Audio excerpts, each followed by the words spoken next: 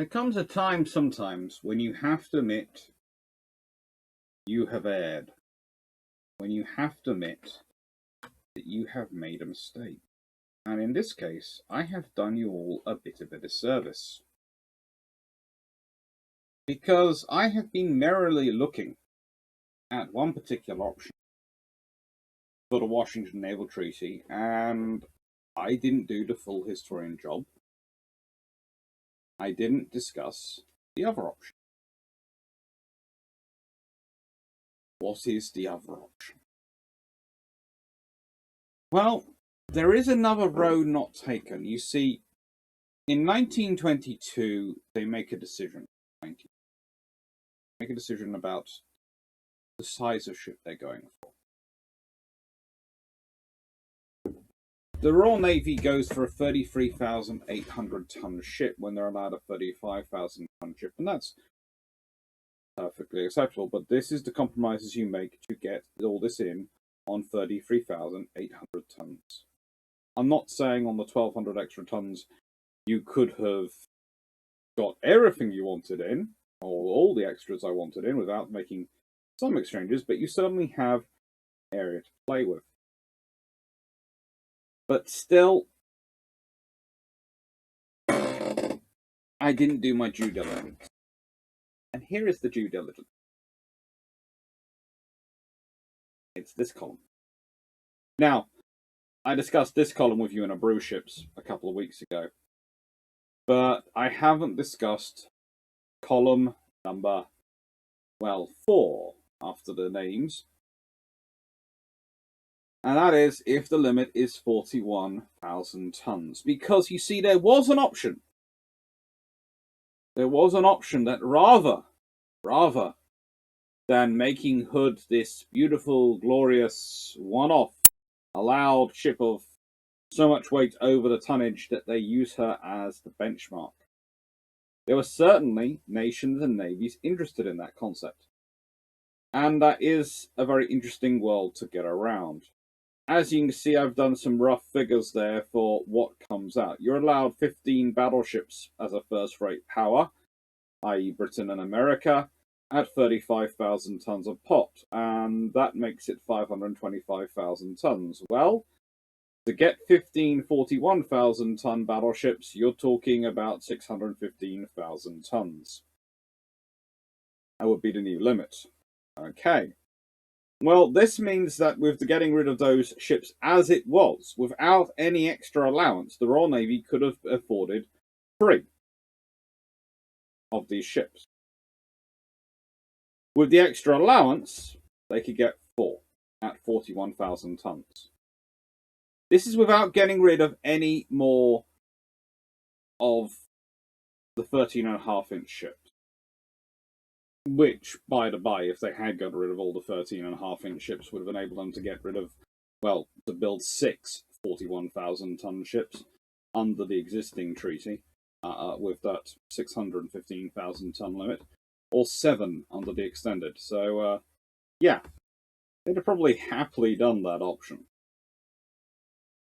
Would they have wanted that many ships?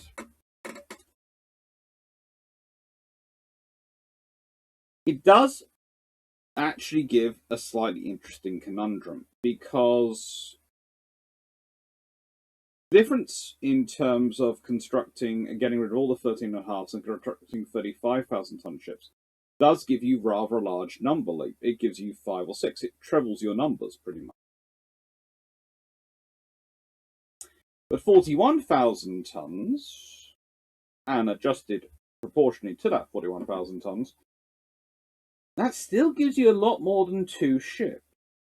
Okay, it's 3 or 4 ships, but that's starting to move up that trail. 1 is none. 2 is a capability, usually. 3 is a capability guaranteed. 4 is a capability guaranteed at sea.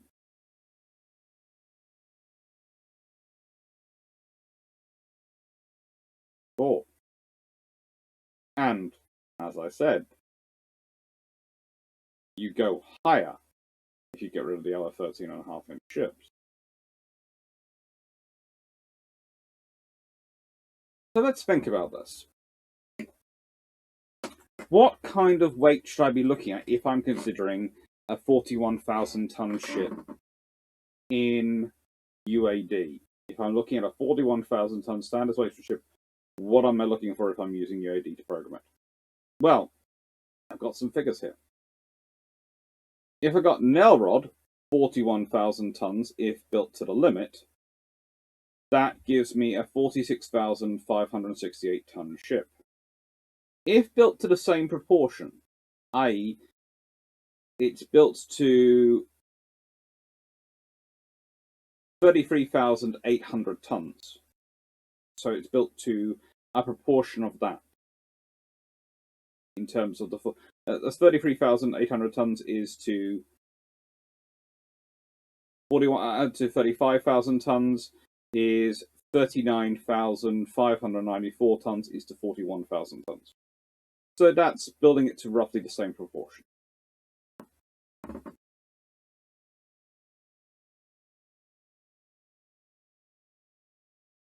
There can be reasons for making it 1,400 tons less.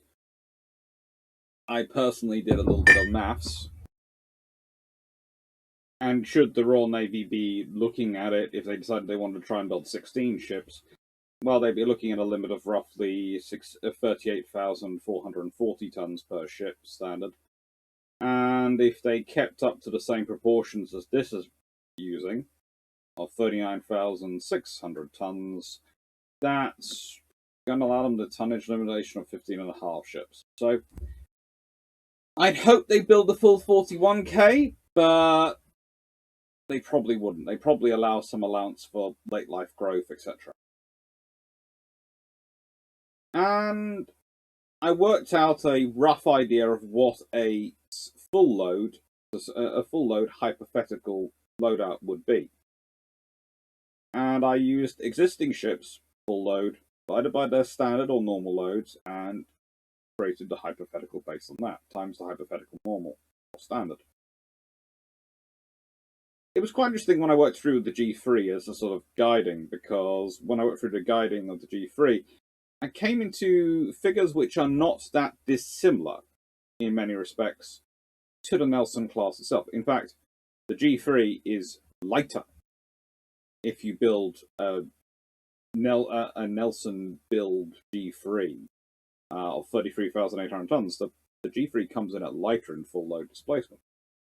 In fact, honestly, thanks to the water-based armor, the Nelson class are kind of heavier than most of their predecessors in terms of the differential between the displacements as a percentage of the whole total weight, total displacement and total weight. Which is where I sort of get my ideas from. Because if I'm looking at it in these options, I'm looking at roughly 45,000 ton standard displacement. And if I'm looking at this one, I've got 46,500, 46,600 tons. I think myself, I don't think they'd have been as big or as heavy as Hood in displacement. I really don't. But I think a 45,000 ton ship is possibly a viable option. And I think probably if the Royal Navy had done it, would end up roughly 40,000 tons of standard displacement. And so somewhere in between these figures, where the truth would lie. I think these are the extremes. But still, it made me think. Okay. So we use Hood as the model and as the basis for capital ships. Rather like they did with the Hawkins class for heavy cruisers. Remember, they used a light cruiser for the design and capabilities of heavy cruisers. So that's why light cruisers become heavy cruisers under the Washington Treaty. The same could be said with Hood. They used the British cruiser for that model. They could have used the British battle cruiser, the largest capital ship then in existence, as the model and template. This is the ceiling. The Royal Navy have built to it. Everyone else is allowed to build up to that, but no one's allowed to build more. 41,000 tons. But of course, that chain of thought then got me thinking, well, Would the RN build up to the tonnage? Would the RN build up to the tonnage limitation in terms of the individual ship, or the tonnage limit overall? As a rule, they usually build up to the tonnage limit overall, not the tonnage limit individually. But there again, with cruisers, they do have a lot of 10,000-ton ships, and well, it got sort of a little bit of thinking at this point. And then I was looking at this design, and I was thinking, what could we do with you? What would I do with you if you were 41,000 tons in standard, or roughly 46,000 tons in full?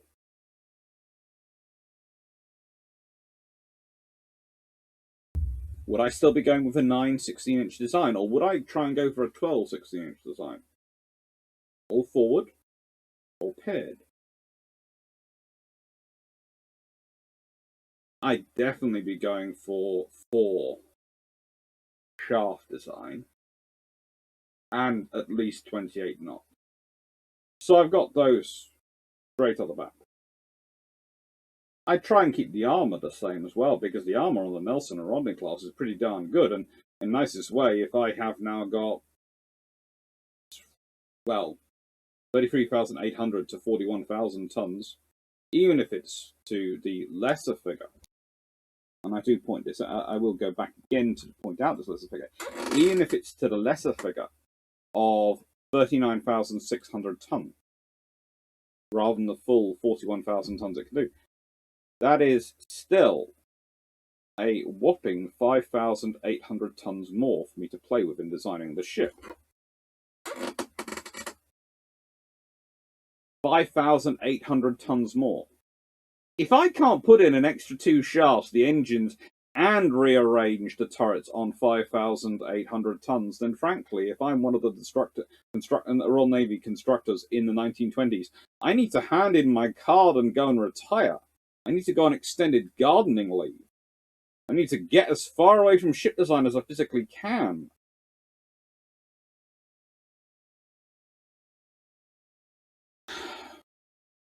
Would I go the all-forward arrangement again? I think I would. But it does get rather interesting when you look at that G3 model. G3. 49,200 tons.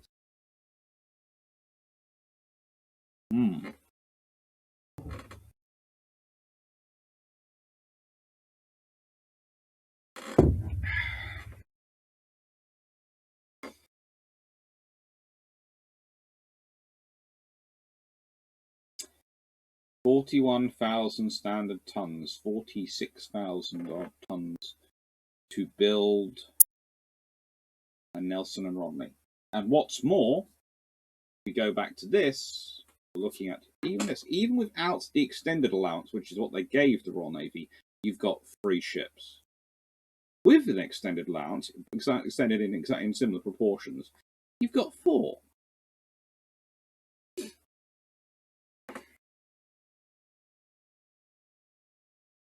That changes things. A minimum class of 3, probably 4, at least 4.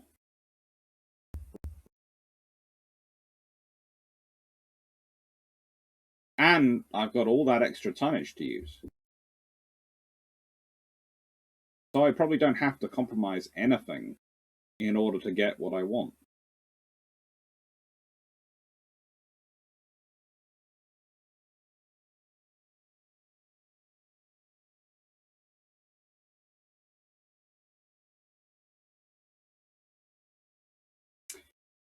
But you know what I'm going to say now? Now, let's test it out in UAD, shall we? And see what it looks like. And see what I come up with. And I'd love to see. One of the things I like to see on Discord is when people send me screenshots of the ships they've designed. And do it on Twitter as well. And they go, we've designed this based on this idea. I love seeing the ideas coming through. And I'd love to see what you all come up with on this one. But you're just about to see what I do with this when I have got, and I in the end ended up deciding to go for 45,600 tons, because I decided that's roughly in between the 41k limit and the 30 the proportional limit, and that's roughly quite 45,000 per ton. Enjoy. So here we go. Here is my 41,000 ton standard displacement, thereabouts, a sort of semi-proportional design. Nelson class. It's 28 knots, 9,295 kilometers at 29 knots. Standard bulkheads. Crew. Veterans. Once I go to standard, slightly overweight, but we'll figure that out as we go through. So it's currently 200 tons roughly overweight. You might notice some of the things I have done with them. You know, she's got barbette level 3 instead of a level 4. Double hull, anti-torpedo 4, enhanced reloading, but not the auto reloading. Sonar 3, because we all know my opinion on some torpedoes. RDF, general, well, because of the year I've had to produce this actually has included radar. You've got a fairly good armor suite. It's 13 inches at the moment all over. It's kind of interesting working it out. I have to admit, I have been playing around with it for a while.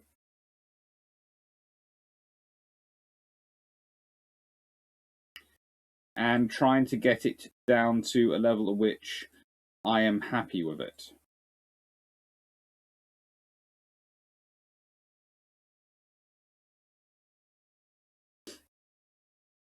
Now it's happy again, and it's got standard accommodations. Got increased ammo, which is, well, it's one of those things.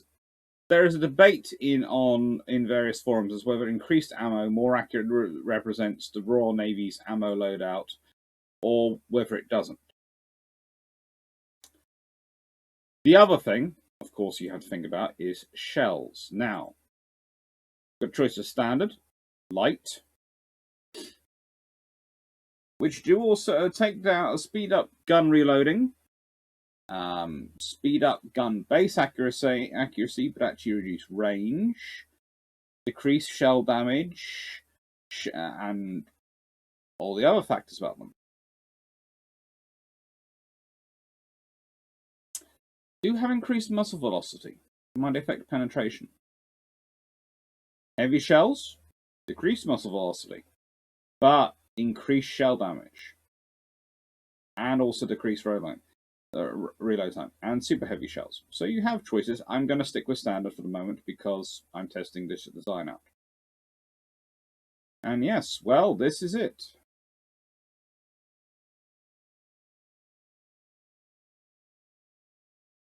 $41,000 standard tons.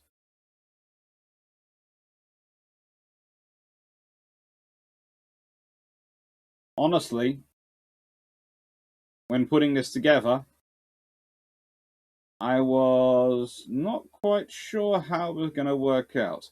And I will admit, I do want to make, I can't resist it. I'm going to make one quick change. Not sure how I'm going to find the weight for it, but I'll figure it out. I think the armor's going down aft again. Four belt down to that.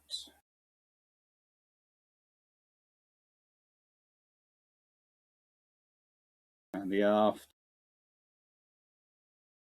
is going down.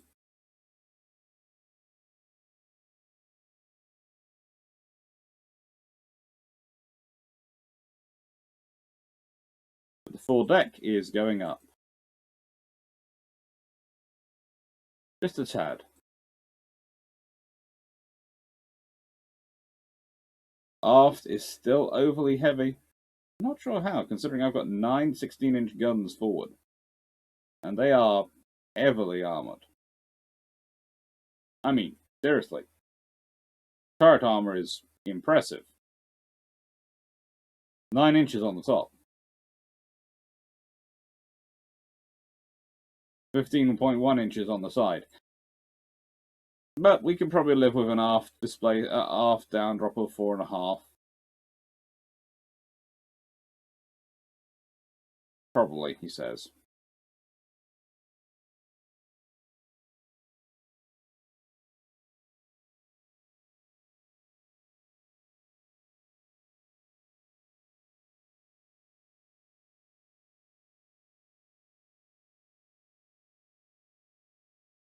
But that will do.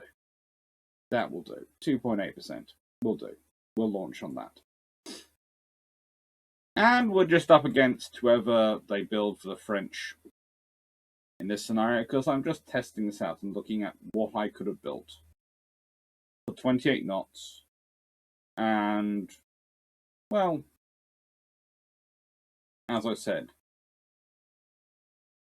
somewhere between 39,600 tons standard displacement and 41,000 tons standard displacement. Again, if I was being honest, and I always try to be honest, I would say 40,400 tons would probably be where the British would lined up. This is going to be interesting because the French have a down, up, up scenario going on. This could be interesting. Right then, for starters, join all together. Battleships. Right, I'll put you under the Admiral's sort of command. We have Triumph, that's a good name. We have Vian, guess who the class is named for in my mind. Montague and Marlborough. Oh, good names indeed. 28 knot speed, let's accelerate them. Everyone.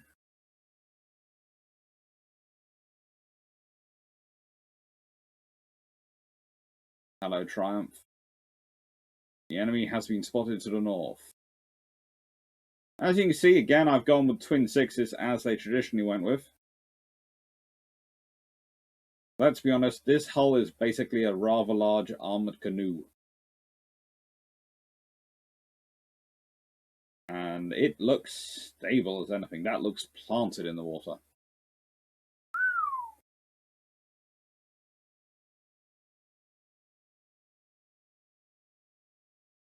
Check this forward gun out. Why is the forward gun not firing?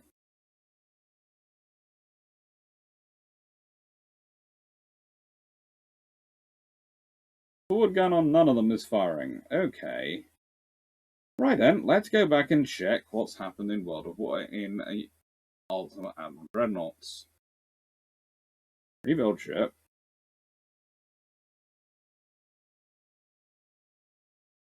Okay, that's... If I put it there, it has full round view. Okay. There are times in life when one really doesn't understand. Oh wait, offset 2%. I can bump up some of the aft armor a bit.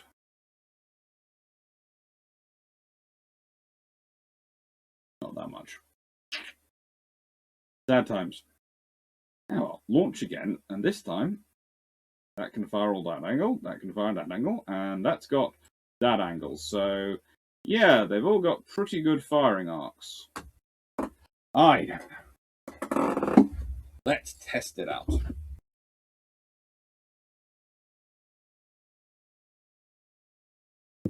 I love the description of a battlecruiser.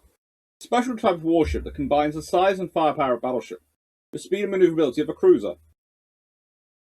Battlecruisers are superior compared to smaller cruisers, and ideal for distant commerce escort or raid operations, but they should avoid direct combat versus battleships of higher armor protection. You can say that again. But there is, of course, the lovely advantage here. If you come across a battleship which is a first generation and you are, I don't know, HMS Hood, you can probably rock their world because you are that much more powerful than they are. You have the armor, you have the speed. Which is, of course, where the problem comes from when people start going, well, she's a fast battleship, because look at her, she's so much more heavily armoured than HMS Dreadnought. And you go, yes, but Dreadnought's a battleship built in 1905. Hood's a battle cruiser built in 1918. You would think after 13 years and a whole world war, things had moved on just a tad.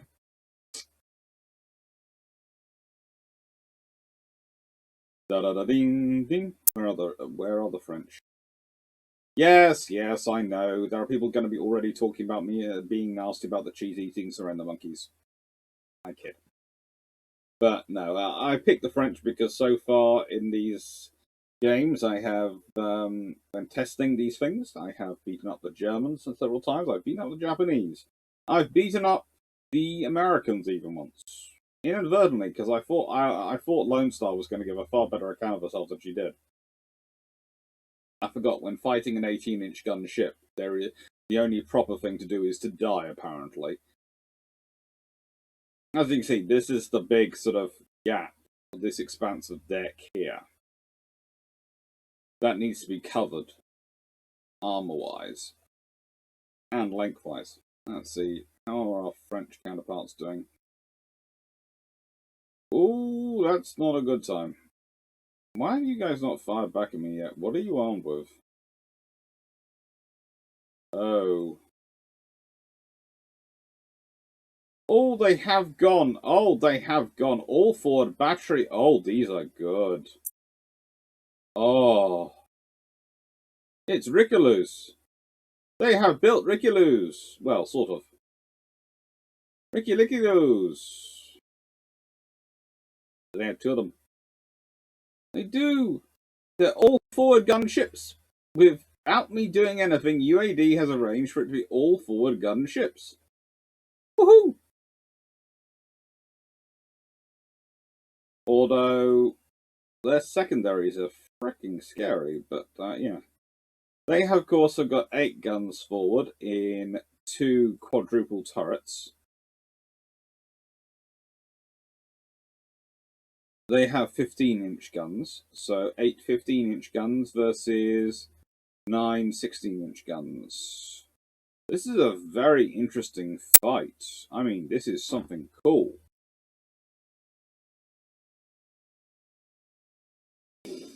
9 16-inch guns does have a slight advantage in terms of firepower than 8 15-inch. A very slight advantage, though.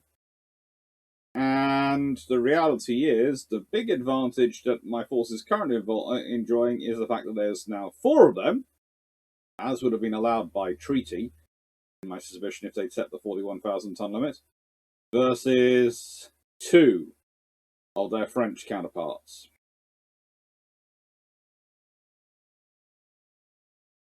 Oh, you poor things.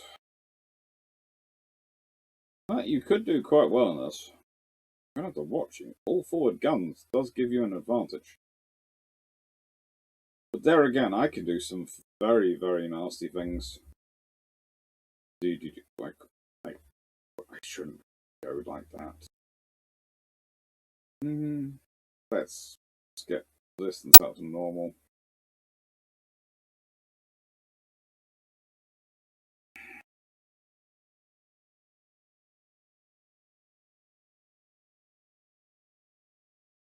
Give them slightly more room to maneuver because I have a plan for later on. Oh my. I feel like my HMS Canada should be here so I can start singing Oh Canada. Anyway, as you can see, they are planted pretty nicely, and 41,000 tons does allow you to do a lot. 45,000 tons in terms of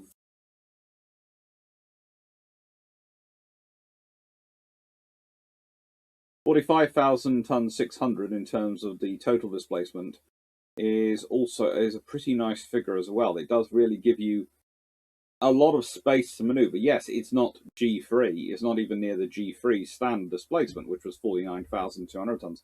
But it's still a lot of tonnage. And it actually is only 600 tons less than HMS Hood.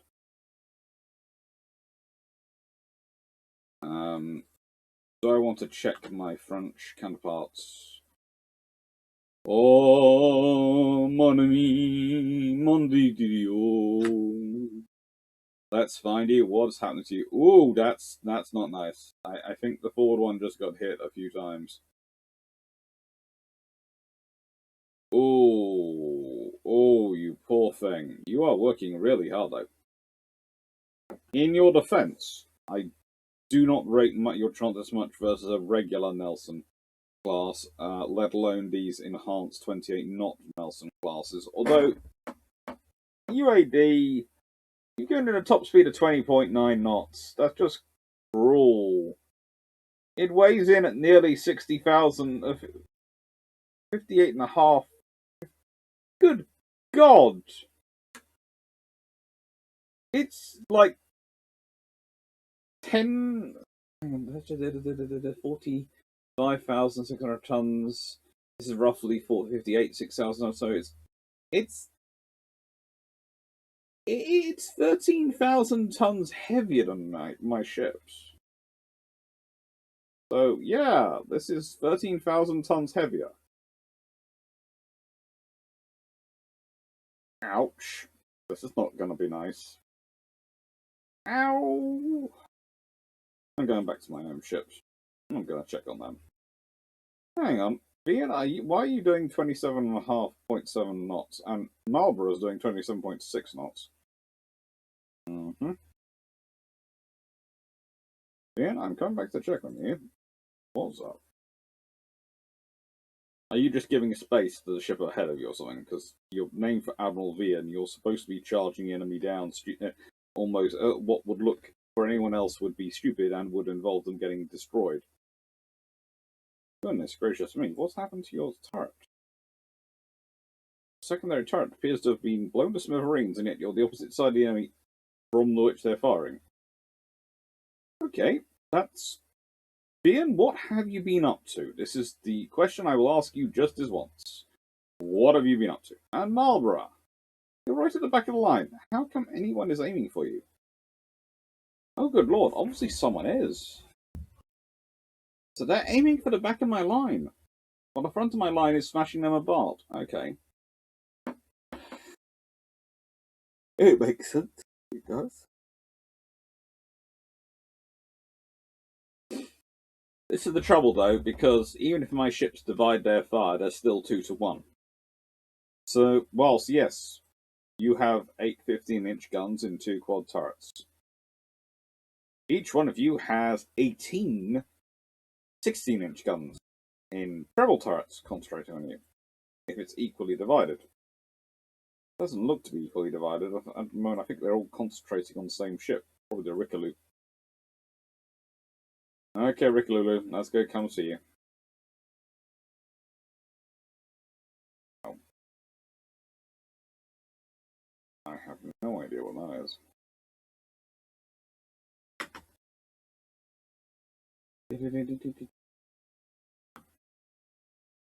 I'm following the shell bursts. That's my fury, anyway.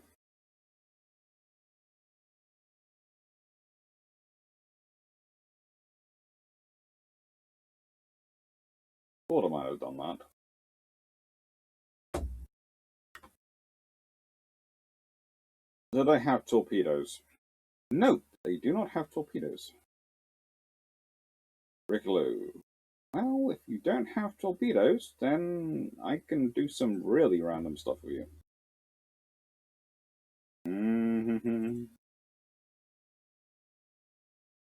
I shouldn't be doing this, but I'm going to.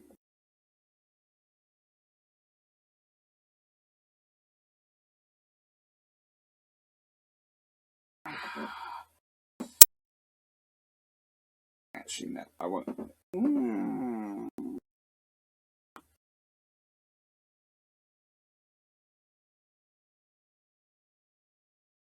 Oh, they really are concentrating on Marlborough at the rear. But they might not want to shortly, because even if my ships go down to 24 guns focusing on them, they still have 8 more guns firing in each of them than the French ships, then the French ships can muster to face off against them. So, yes, I know. Gun analysis was what lost Tsushima, because everyone was just focusing on the guns, not how they were used. But once you're dealing with all things else being equal, and you are not going to be completely insane and try and launch all the way around the world, guns actually do start to matter. The number of guns do come down as a basic factor. And the person who has more guns, combined with the logistics and structure in order to be able to supply those aforementioned guns, tends to do better than the person who doesn't. They tend to be the ones who win the wars. Logistics plus number of guns. It really is a matter of supply. To an extent, it's a matter of demand, but it's also a matter of supply, because you can have a demand but not have the supply. But if you have supply without a demand, then you are really mucked up financially. Although you, in your military terms, if you have a large supply of weapons being delivered... Oh, one of these is called Dreadnought. I didn't realise. Have they changed names on me? I swear they've changed names on me. They've gone to Dreadnought, Illustrious, Marlborough, and there's Vian. I'm sure they were different names earlier.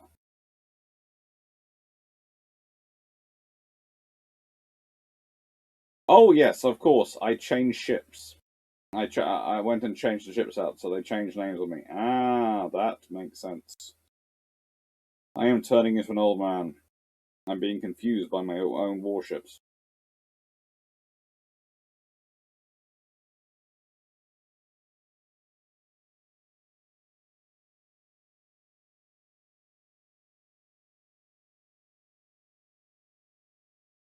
I think we've gotten close enough now.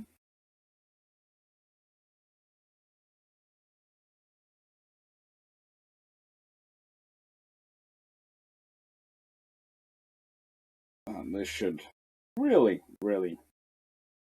make you have fun. Their 8-inch guns are now getting involved. Oof, they're so happy for their 8-inch guns to be involved. It's always nice when you have a good stock of 200mm weapons, though, to get involved in a firefight. They can really make you feel quite comfortable with it. Okay, not as good as a 9.2 or something like that, but you know, a good 8-inch gun can really make you feel like you're involved in a firefight. In the case of Rickaloo, this is more a case of we came, we saw, we got smattered. And let's look at our lovely ships. 45,600 tons.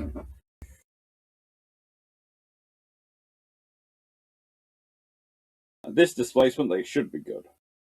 But they are. It's gratifying to see that they are the good, and they are nicely proportioned. Holding. I like the wave modelling in UAD, and they do it really rather well. This seems to be modelling its waves really quite well, and holding itself aerodynamically in the water quite well.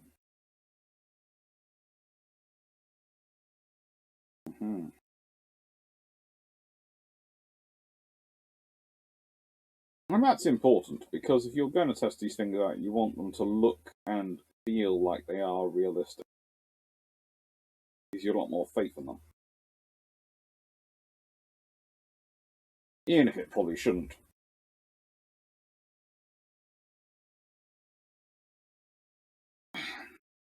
Suddenly have a feeling that poor Magneta is thinking, I'm going to get sunk after this. Rickaloo is going to get destroyed, but then I am going to get sunk, because I'm going to be left on my own to fight them all, because that's just structural 29%, floating 83%. What can I say? Quadruple turrets, they just have problems. They make your ships fat. They do. They make your ships beamy. Compared to what it needs to be with a treble turret, or even especially a double turret, a quadruple turret makes your ships beamy. And you have to defend all that beam and all that structure. And you have to support the weight across that structure. This is why, as much as I love the idea of something which had 12 16-inch guns and 3 quadruple turrets forward, and just to see what it's like, I will probably never bother with it, because honestly, the sheer amount of weight wouldn't make that it's going to require, and the beam it would require in real life would just, for me, make it not as worthwhile. And oh, poor Magetta. Eesh. You're basically just pincushion number 1 now, aren't you? Oh, I'm not sure what that just hit, but something nasty went off. Because that was a big drop in structure. Either that, or they have now found their range. Yeah, they found their range, haven't they?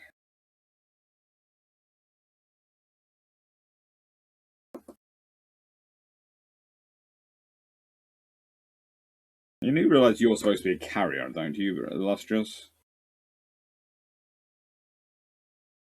Vien, you've lost an engine. Was that due to enemy damage or your speeding?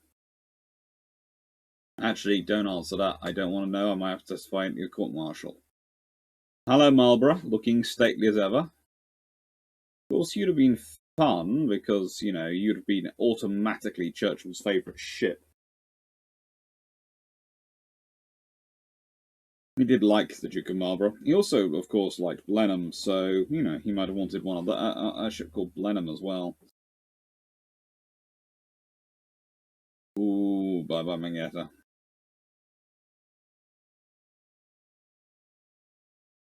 Oh, well.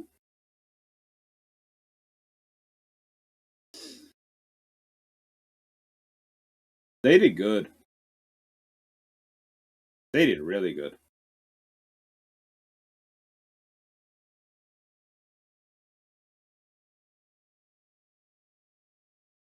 Ultimately, what would 41,000 tons have offered? Well, 41,000 tons would have made for a huge difference, pretty much across the board. Imagine the King George V's with an extra 6,000 tons available.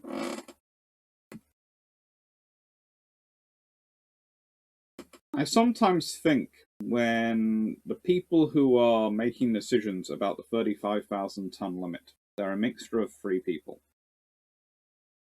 There are those who have grown up and commanded the battleships and dreadnoughts of pre-World War I era. 35,000 tons was a luxury. Now we think about this stats, or this one. None of these ships are more than 35,000 tons. The Queen Elizabeth class are 25,000. You know, the R class are 25,750. The Queen Elizabeth class are 27,500. There are ships in here which are as low as 22,000 tons.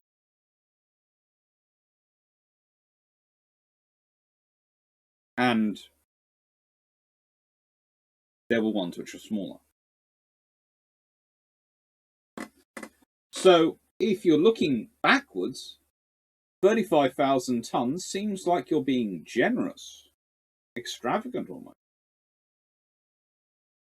But here's the scary fact. If you're looking at the most recently completed capital ship at the time, it's Hood. It's the 41,200 tons of HMS Hood. Don't get me started on what 41,200 tons can give you, because that makes life all so much easier.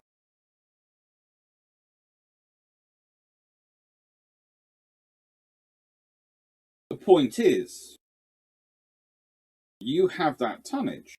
You have a big capability improvement. Would you go for a 12, 16-inch gun ship? No, you go for a 9 still. You don't. A 12 will be lovely.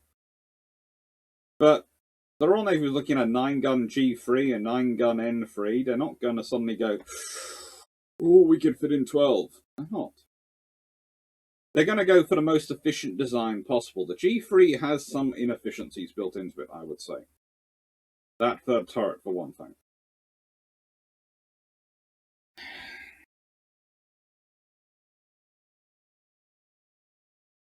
But if we think about it, and we think about it looking at this design, you have an extra 5,000 tons. Well, no, even more probably. Possibly as much as an extra 7,000 tons.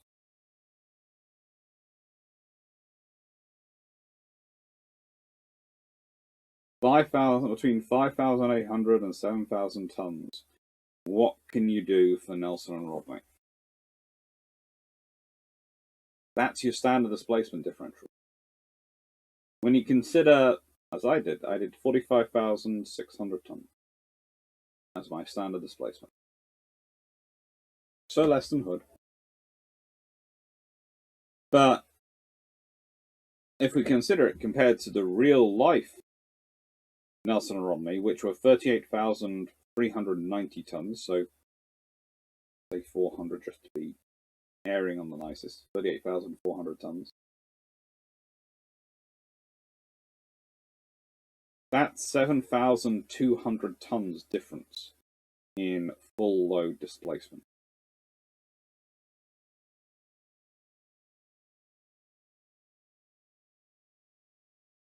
And I have to admit, the UAD design, it's got radar on, it's got all sorts of things added on, which add on weight, which Nelson and Rodney didn't have when they first launched, and didn't have to worry about.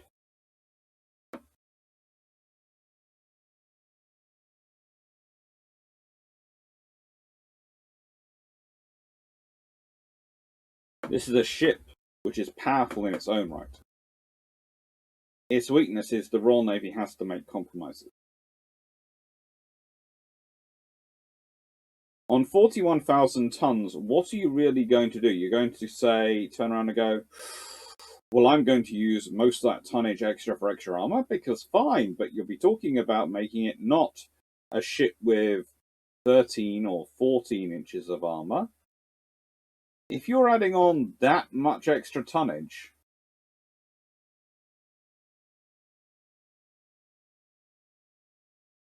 you're going up to, well, you've got 15-inch barbettes on this design, 14-inch belts, and on the between 30 and 40-inch belt.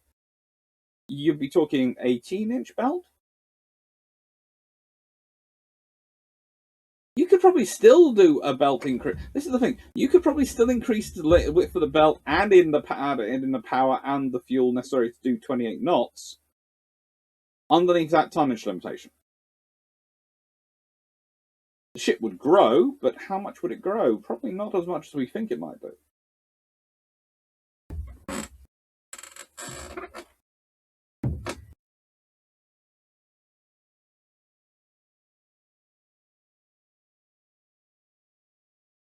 There is a couple of commentators on my channel who really do like to talk about HMS Hood. And it was because of the way I was talking with one of them last night that after the live, I went away and thought about this, because I did a brew ships on the 6th. I went away and thought about this and thought, I haven't done this fully. I did all the research, and I didn't go down that avenue. I did the 35,000 tons, how would I rearrange those deck chairs? And that's worthwhile doing. But if I'm being honest, such a result is less likely than Hood being made the standard. Because Hood becoming the standard for capital ships is quite logical. If you think about it, going, well, you know, what's the new class of cruiser you're making? Hawkins. They're 10,000 tons. Right then, that'll be the limit. 7.5 inch, 8 inch is now the limit for heavy guns on, you know, cruisers. Yes, that's what we're doing. Okay, who's built the latest battleship? Capital ship, yes. Royal Navy. What is the figures of yours? Hood. 41,000 Odd tons. Oh, yes. Well, we want it 41,200 tons is a weird number. A weird number. Weird number. 41,000 tons it is. Well, ignore Hood. That would have made more sense. As is, they ignore Hood completely, and then they send in a standard displacement, which is 6,200 tons less than it. That takes far more political playing around than just going with what is the largest ship. So, honestly, the fact that this doesn't end up the figure almost seems illogical.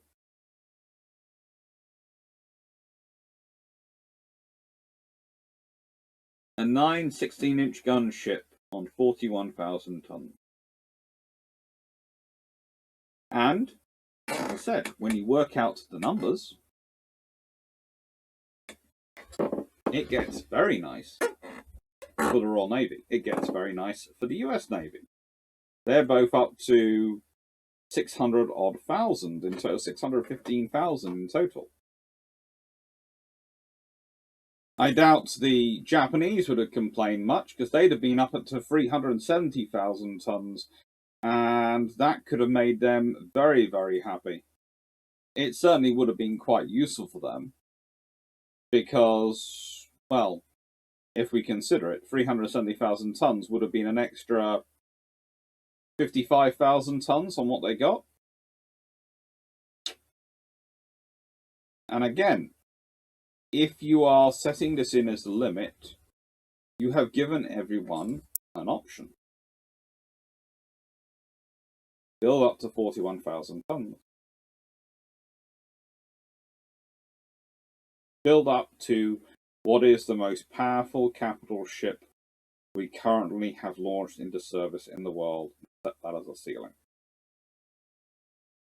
If you're not going to force the British to give up Hood, even if you do accept claims it's inefficient under considering the latest understanding of World War I experience and all that stuff, it's still a lot bigger. And the turnaround, by the way, for that argument is, if it's so inefficient, why do you want to keep it in service? Not inefficient. It's not as good as it could be. And 41,000 tons and the ability to design it with all the post-war knowledge and synthesis of information as put together from Jutland and all the other battles in World War I would certainly produce a very interesting ship. I said, I think a super nail rod of certainly interesting proportions. And again, if you're getting 4 of them, again, it's going to be more a case of, right then, we'll take the speed as well as the armour. And 41,000 tons, you can get both to a good degree.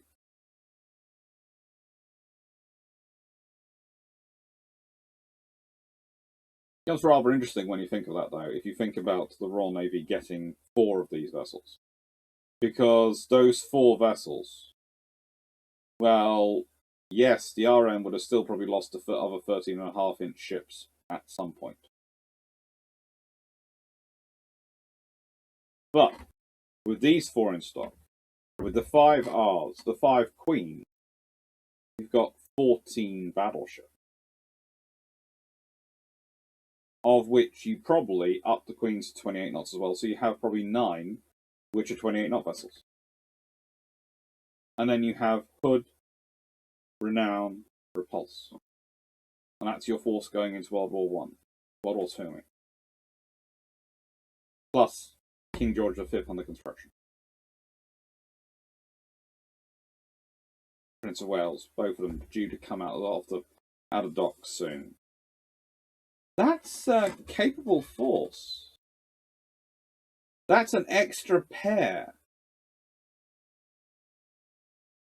An extra pair of ships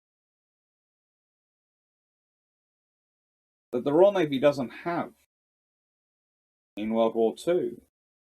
And let's be honest, an extra pair of having 4 fast battleships, that's going to make a difference. Do they become the vessels which sit in the home fleet waiting for Tirpitz and Bismarck to come out? Or Scharnhorst and Gneisenau? Do they go to the Mediterranean and back up the fleet there? Do you have a couple in both?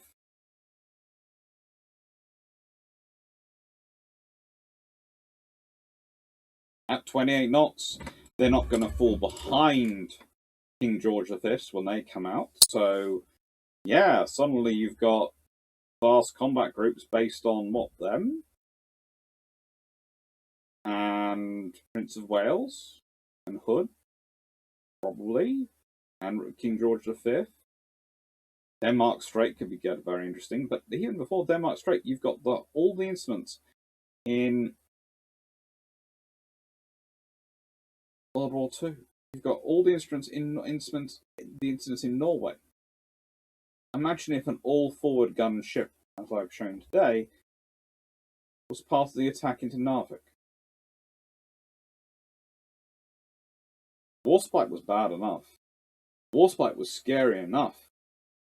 She could only use 2 turrets forward for most of the fighting. You've got all 3 turrets forward, and there are triple turrets with 16-inch guns. That could be interesting. That's more than double the forward firepower of Warspite. And ultimately, that is the advantage of a battleship with an all-gun forward position, is that it's got more angles it can theoretically put all its guns on, if it's designed as I've shown with the up, down, down approach. Theoretically, no more.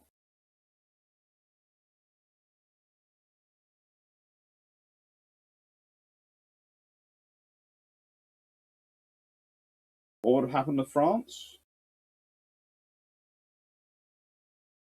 Well, at roughly 175,000 tons, they have roughly half of whatever, and the treaty, they would get a little bit more. So they would have, as well as Italy would get a little bit more, would have the ability to have half of whatever Japan had. So, I don't know. Japan's up at 370,000 tons. They are probably up at, well, let's be honest.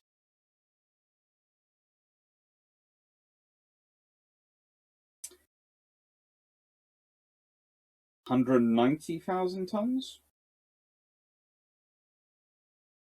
Maybe a little bit more. 180, 190,000 tons. Would that give them an extra ship? It could do, especially when they're building their smaller ships. Might they build them in batches of 3 instead of 2? The more of them you have, the more likely you have one decide to go and become part of the Free French Navy. Get away. You also have an impact on the Italians, of course.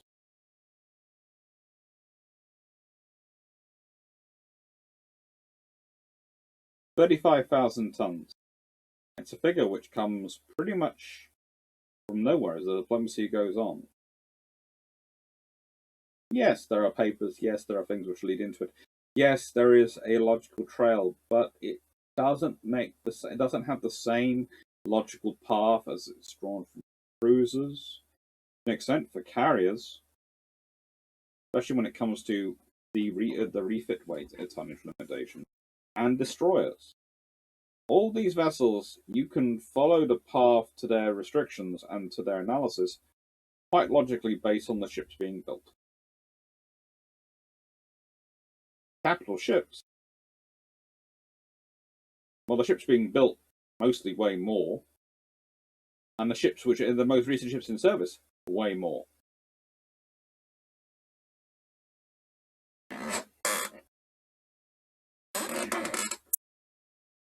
HMS Nelson. It would be nice if you had been able to be all you could have been. As I said before in other videos, I'll explain the detail.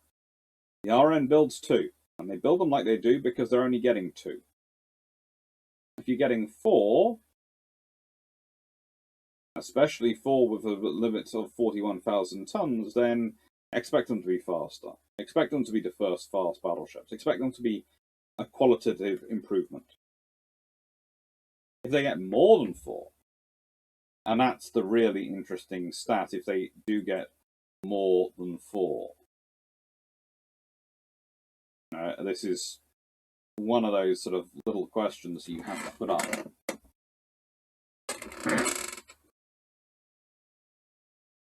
If they do get 6 or 7, with if all the 13.5 ships are able to be removed, all the Bembo, Emperor of India, Iron Duke, Marlborough, and Tiger, if all 9 of the 13.5-inch ships are gone, they could get 7. 6 or 7. Again. Like they could get 5 or 6 of the 35,000 tons vessels under the older scheme, or the scheme which is adopted. We're getting rid of those.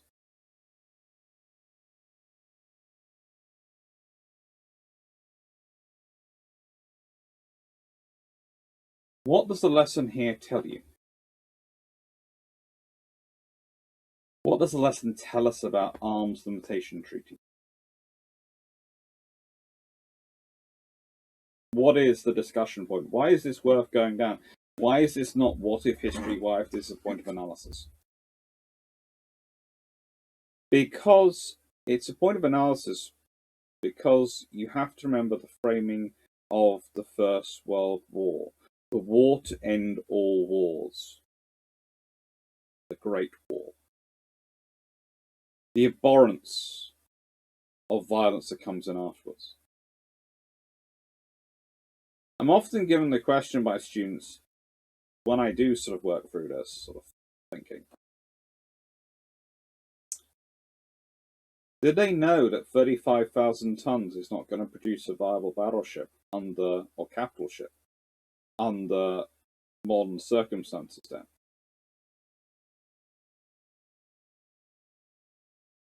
And I honestly have to tell the students, yes, they know it isn't, because they've all been building them bigger.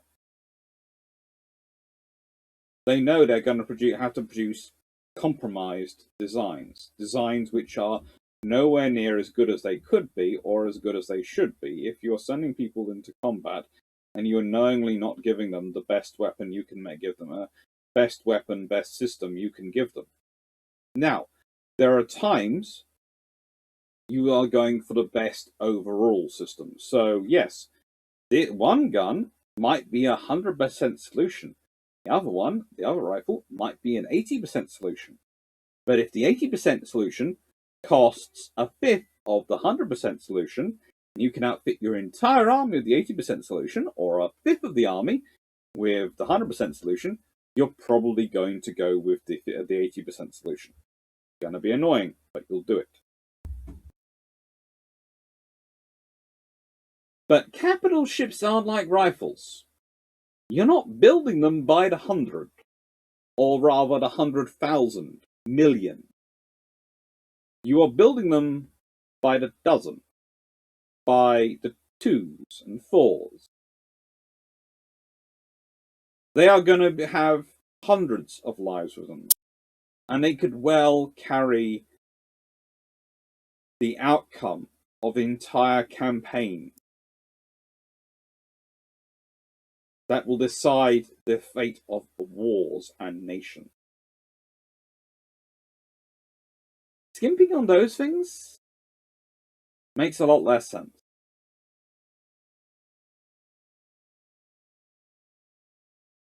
Makes more sense when you start to think that there are people here who want no more war. And that is a glorious thing. That's been the Royal Navy's dream ever since it's created. That's why its motto is Sivi Pacem Para Bellum. Those who seek peace. Seeking peace is the aim. Peace is prosperity. Peace is safety. Peace is what you want.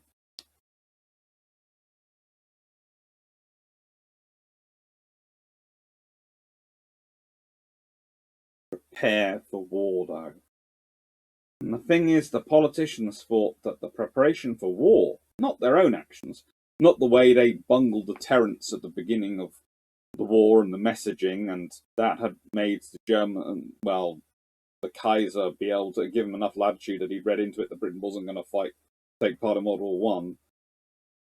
Well, no, it wasn't their fault. No, it was the Navy, and that's the naval race. So they limited them. Because they thought if they limited them, and I would argue this, to a figure that no one believed would make a decent ship, then, and hopefully then, no one would risk them going to war because all navies would be made up of fragile eggshells. Ships which looked big and powerful on paper with their mighty 16-inch guns, but which weren't. Because here is another thing. When you look back at those fleets and those ships which are less than 35,000 tons, very few are 16-inch gunship. And the 15-inch gunships are by far and away bigger than their 13.5-inch cousins were, or 12-inch cousins were.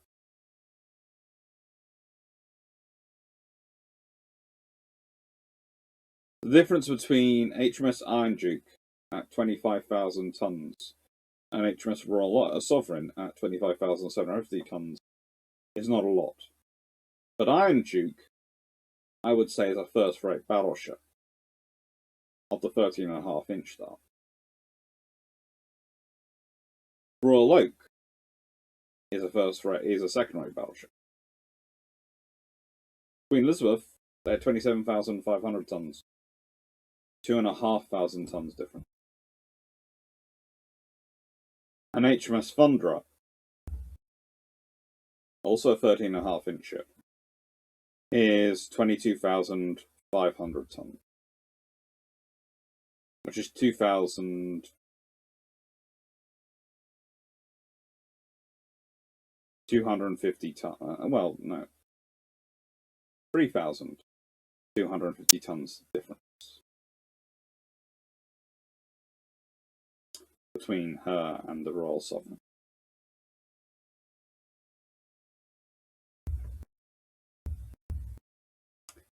There can be big differences between different grades of battleships.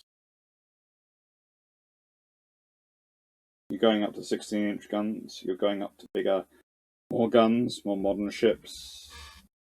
They're going to get bigger, they're going to get heavier. We can dress up those treaties by any means we want. But the aims that people were getting from weren't just the limitation of naval arms, weren't just an idea for how to stop an arms race, which may or may not have developed between Britain and America. Highly unlikely, because honestly, then the Congress would have to keep funding it. It's actually more being driven by a desire to prevent war by legislating it out of existence, by getting rid of the weapons of war, making them so weak that anyone who wishes to wage war will ultimately die. Not in a nasty way, but in a way to stop wars being contemplated.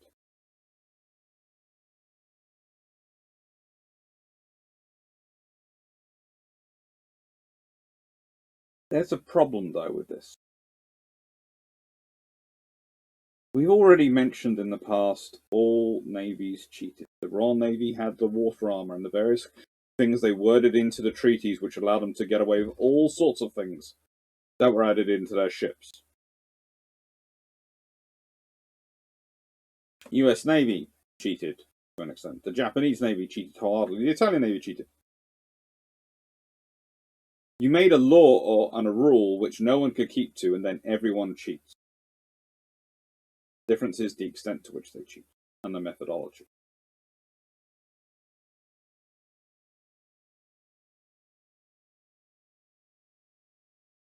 And the moment they start cheating, they start lying to each other. And the moment they're lying to each other, they don't trust each other because they presume everyone else is cheating as well.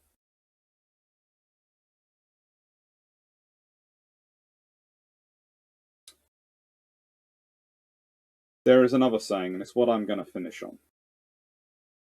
Never make a rule. This is what I was taught when I became a course director, running a centre for Justin Craig.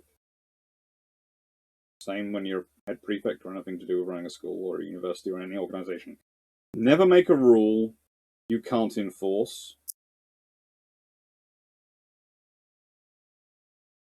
And never make a rule which enforcing makes no sense.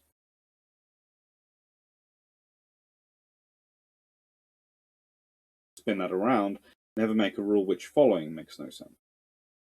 You follow that rule, 35,000 tons, strictly, even if you make the Nelson class less than that, you're still breaking the rules to an extent. You follow those rules, you're making a ship which is not going to look after your crew. The British compromised by cutting speed and adding in armour.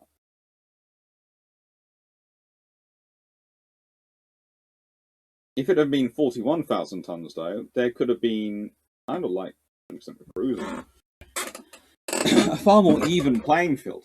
And the odds are, whilst the Japanese probably would have still gone down a super ship route, the fact is, things like the Bismarck, etc.,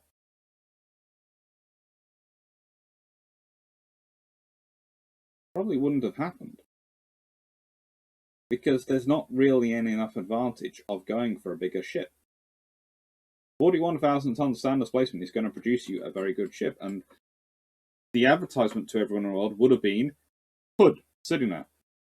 This is our tonnage limitation. Meet Hood.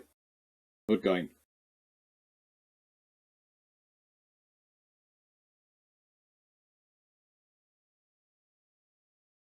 But they didn't go for it. Once again, I recommend the treaty books by John Jordan. They're really, really worth reading to go and to get an idea of the treaty system and what's going on. He's kinder and less cynical than I am. And honestly, I think he's probably a more honest individual. Or rather, we're both probably honest.